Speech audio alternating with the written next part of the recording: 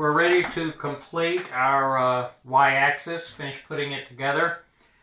Now, while I was paused here, I got to thinking that, oh my goodness, that's a 1 meter piece of C-beam, and I'm going to have to tap the ends for the end plates. So I was about to do that, and I took a look, and they are tapped already. So kudos to Open Builds. I just ordered a plain old 1 meter stick of C-beam. Both ends are already tapped for end caps. So that saved me a lot of time, and I can use the screws I rescued from the mini mill to attach it. Okay, so we're going to build this similar to the mini mill build of an axis. I just like it a little better than the C-beam.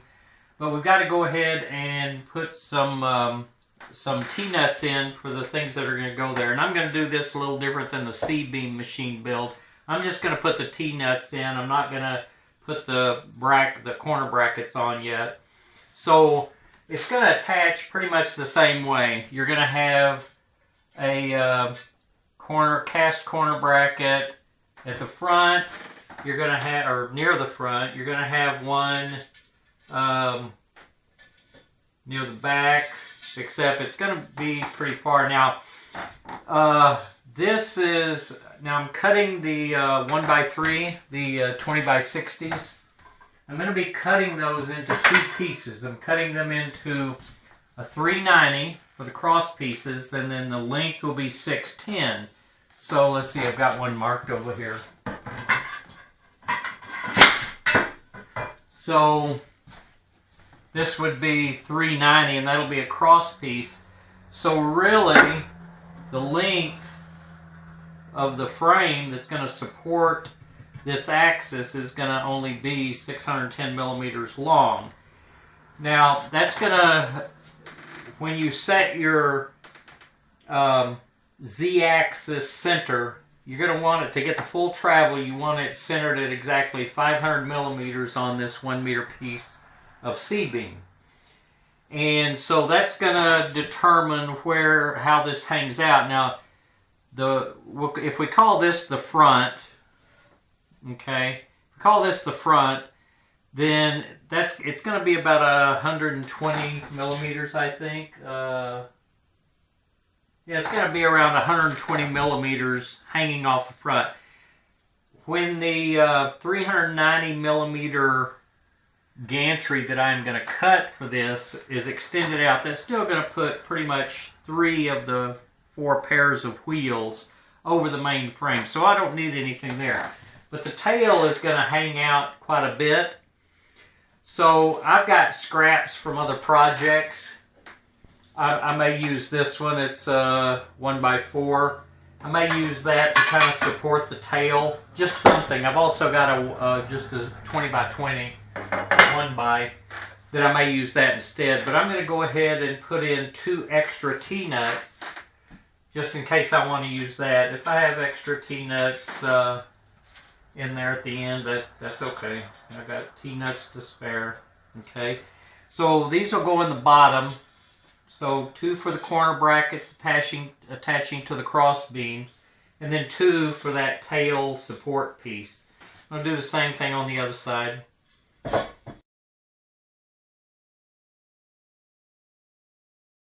Now I want to go ahead and add my gantry to that, and I'll go ahead and do it like this. Go ahead and slide that in. Just get it up there somewhere. Go ahead and flip it back over, make sure your T-nuts stay in place. Okay. Then I'm going to put in my threaded rod. Like I say, I'm doing this more mini mill style than they did on the C-beam build. If this is the front, this end's going to be flush. Okay, and the stepper will go back here. So we'll call this the front. It doesn't really matter. So I'm going to need my collar, my washers, Okay, so I'll put the lock collar on. I'll put the shim on.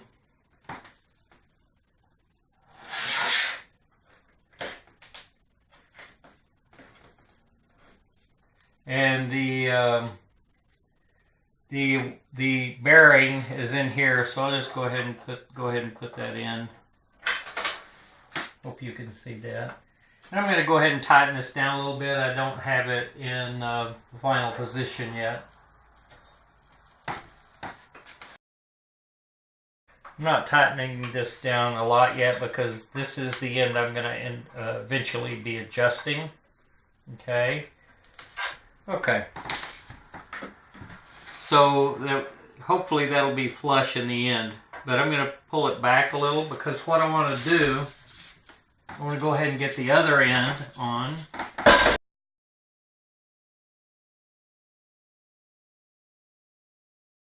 Now I'm going to go ahead and tighten this end down all the way.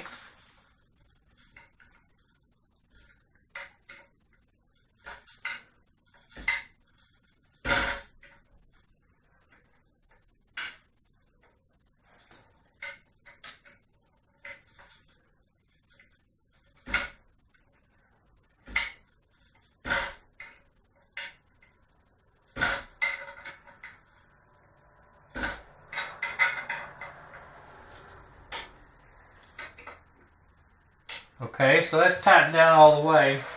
Now, I'm going to slide this out a little bit. I want this to stick out a little bit too far. So now I'm going to add my coupler. And remember, you've got a larger opening here. And that's going to go on the threaded rod. And then this will be for the stepper. Now, make sure these are loose.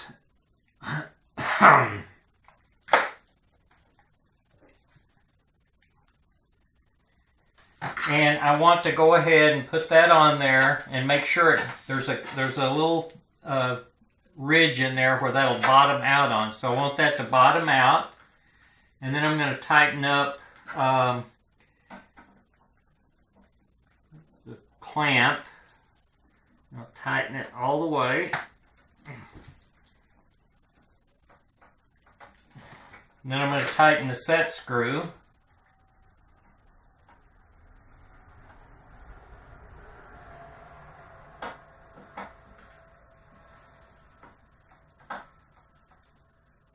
Okay, so what I want to do next is just like on the mini mill build, put the bearing in the bracket, in the end bracket, and then I can push this through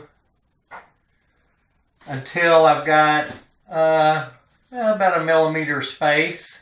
Okay, I just want to leave a little bit of gap in there, and then I can tighten down the lock collar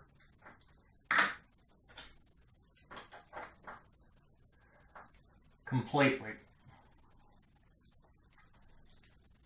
Okay, so now that is set in place completely at the right length. Okay, I've got a little bit of gap so it's not rubbing.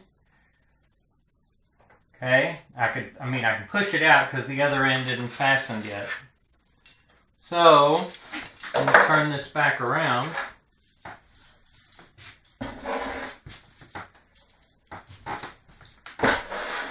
Okay, and this isn't flush, but I've got this where I want it. Okay, I have this end exactly where I want it. So this is, it's sticking into the end here a little bit, and that's okay. So now I'm going to loosen this a little bit, this end.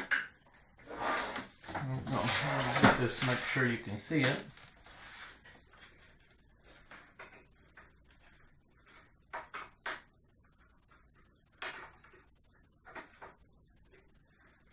Okay, I want this to be a little bit loose. Okay, if you can see this.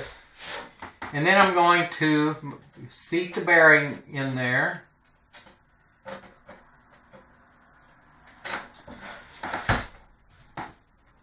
Okay, and I want to make sure that, actually it's kind of hard to do with nothing to push on.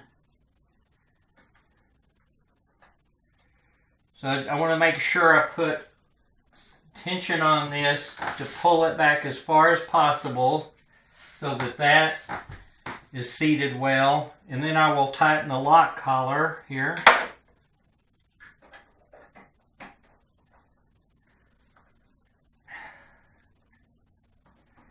And I think that's pretty good, and it'll really be locked in once I tighten this down. Okay, so I'll tighten this down. I hope that's not too much.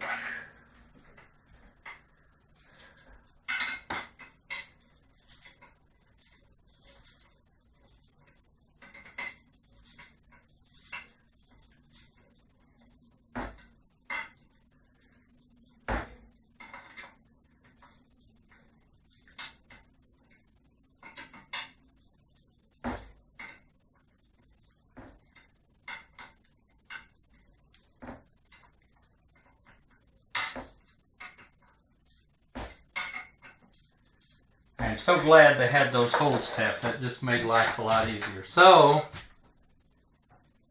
shouldn't be any play forward or backward.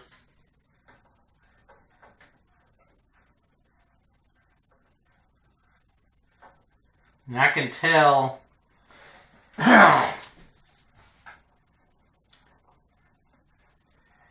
think I've got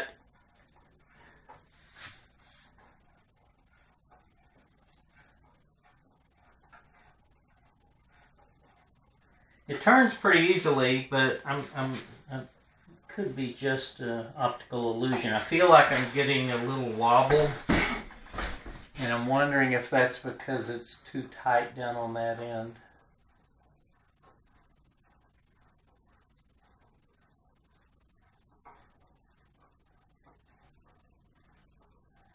That looks pretty good.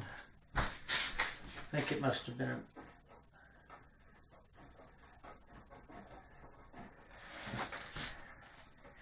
I think it's, I don't know. Yeah, I think I may have it too tight down there.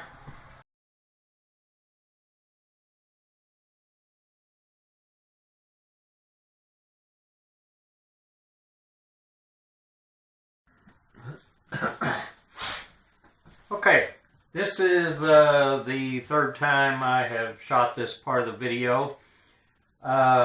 We're going to get the end cap on, set the tension on the lead screw, and get everything set up. Now, in the standard open bills method for doing this, the reason I'm doing this is because I had a lot of trouble with it, and I'll probably show you some outtakes of the problems I had. But so you put the lead screw in, after you thread it through the nut block, and you fix this end on it, and then you want to put about a millimeter space between here, between the collar, what do you call that, the compression, I keep forgetting the name of this thing, but anyway.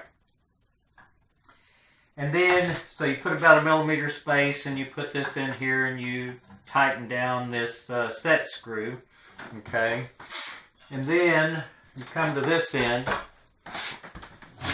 and you go ahead and put this in loosely.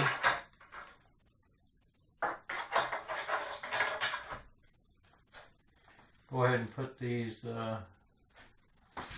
screws in.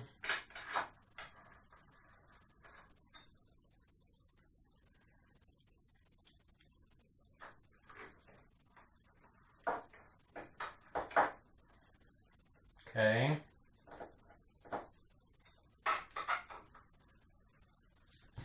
I'm not cranking them down, I'm just getting them snug.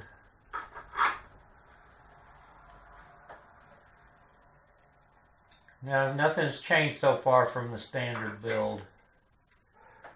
But I'll show you what happens, and this is the problem I ran into, and I'll try to exaggerate it a little. So So this end, you've got it set, you've got the millimeter space, and then you tighten down the set screw on this lock collar.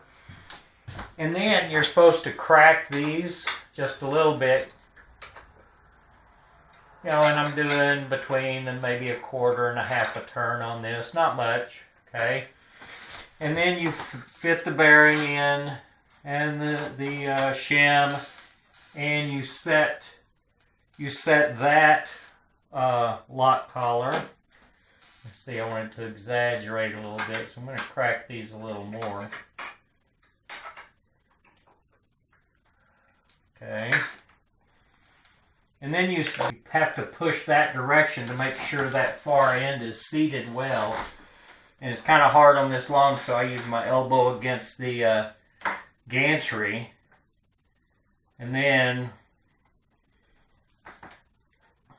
when I put this in here and tighten down the set screw, and there's no play, but I've got it cracked. So when I tighten that back up,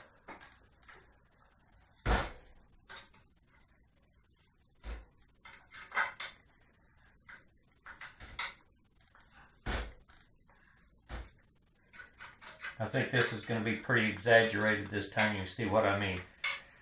Like I say, I did this several times and I could not get it exactly right. Okay. No play. But when I turn this now, and you'll see it this time, notice the wobble in the lead screw.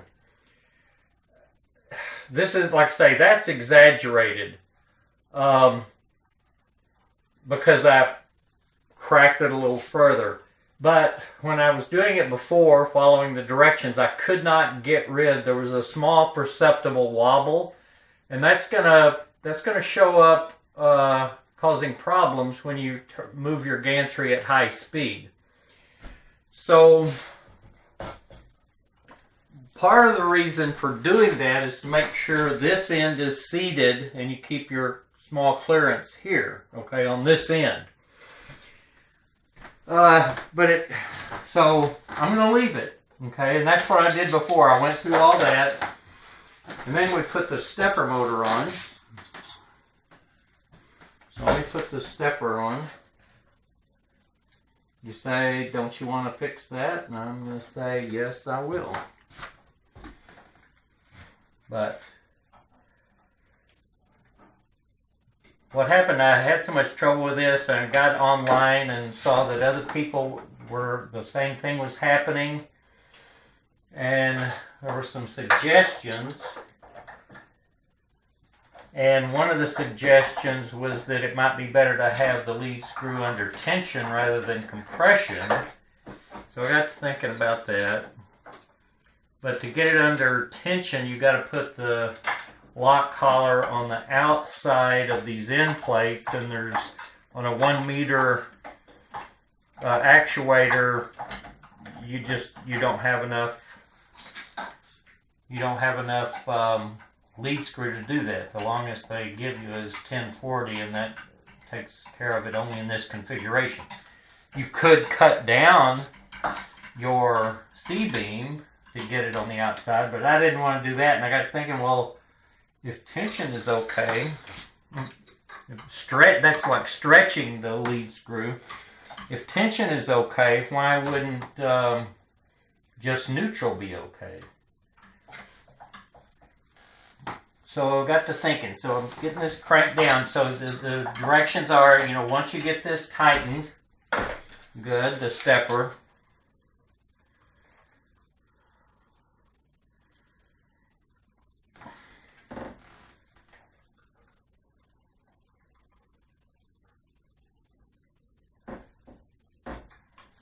Okay, then you make sure the flat on the shaft is lined up with the set screw, and you go ahead and tighten down the set screw.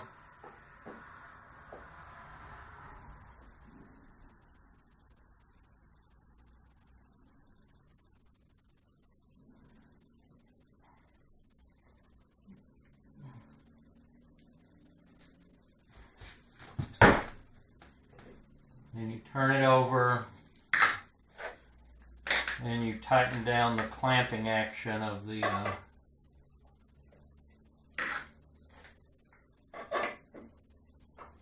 compression collar. So we get this cranked down.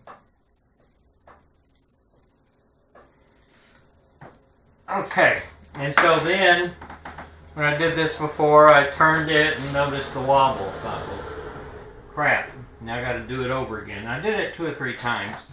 Actually, I made several videos, but I did it 2 or 3 times each time and still couldn't get rid of the wobble. Okay, so here's what occurred to me.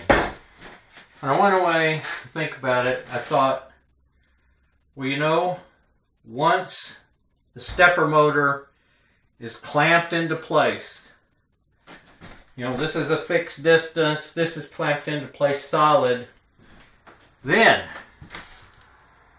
even if I loosen, so if I loosen this lock collar, you know, and there's no fore and aft play, that's kind of the goal, okay?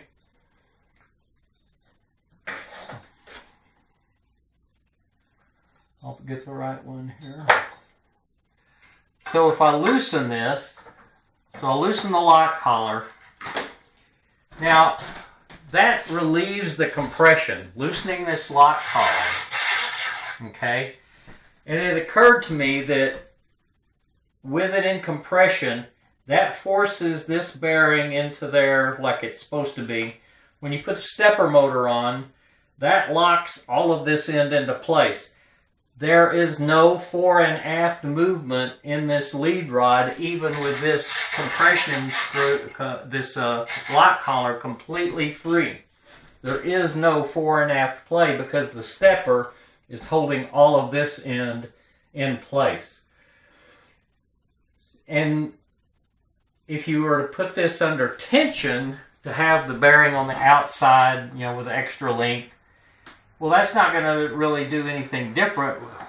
What it does, which having an intention would be ideal, according to some people that I read. But notice now, there is no wobble, and there is no fore and aft play.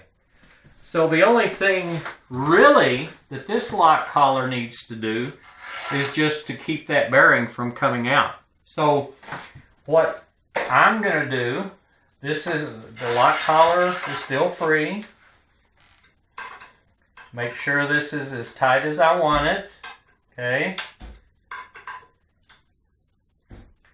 Then I'm going to just gently put the lock collar against the shim, against the bearing, and tighten it into place.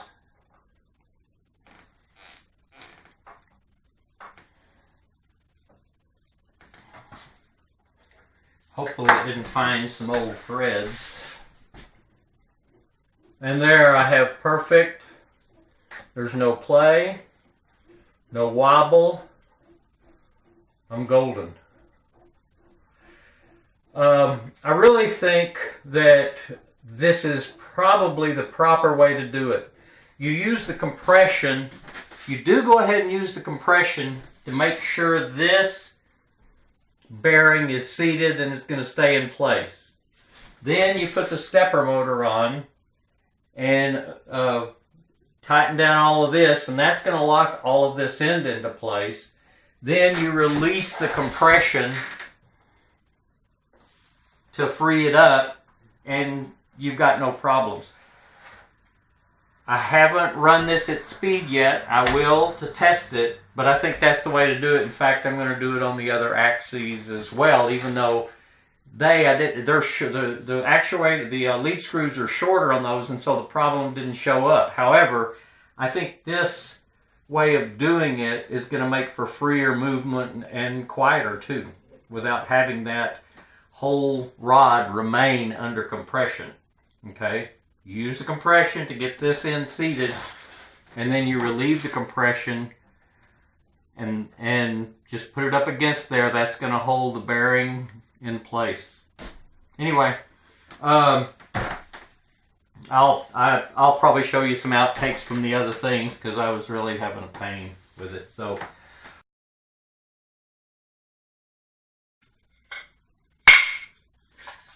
let me cut in here a minute.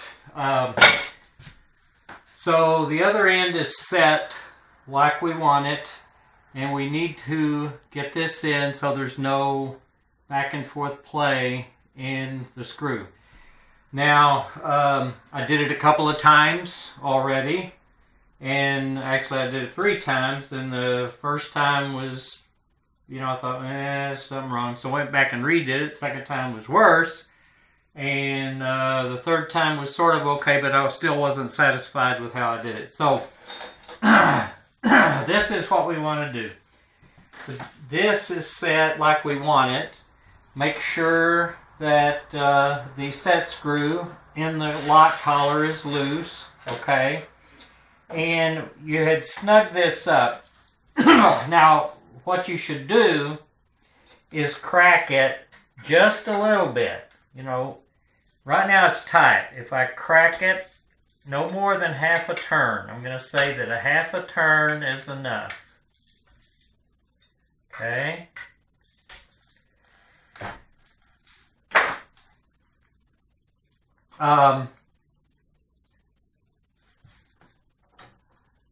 So, since the collar is loose, this has some forward and backward play. I want to get rid of that, but what I had done before, as you saw, I think I cut in the videos there, is I cracked it too much and then got that too tight, and it put a little bow in this part.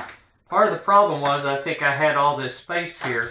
Here's how you should do it. Move the gantry to the middle. That way it distributes the loose ends of the threaded rod equally on both sides.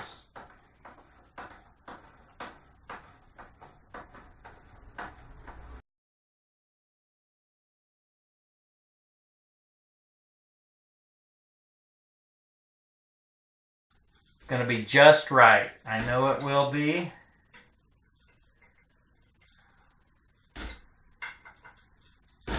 Okay. And now let's look at it. Compare that with what you saw before.